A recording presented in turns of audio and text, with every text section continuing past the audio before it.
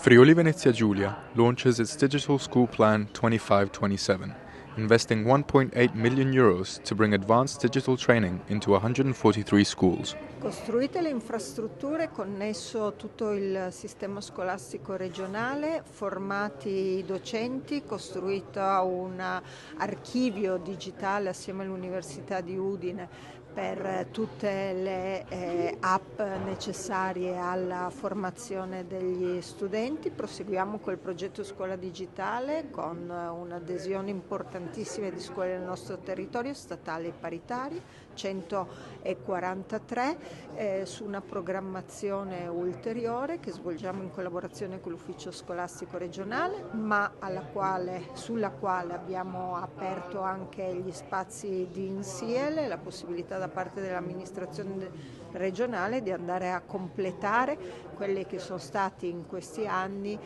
gli strumenti digitali arrivati all'interno delle nostre scuole con il PNRR. Abbiamo messo altre ulteriori risorse in questo ultimo triennio, circa 1.800.000 euro, avete visto, 300.000 della mia direzione e 1,5 milioni circa della direzione istruzione per creare contenuti. Fatte le infrastrutture, adesso ci occupiamo di fare in modo che le scuole possano creare i nuovi cittadini.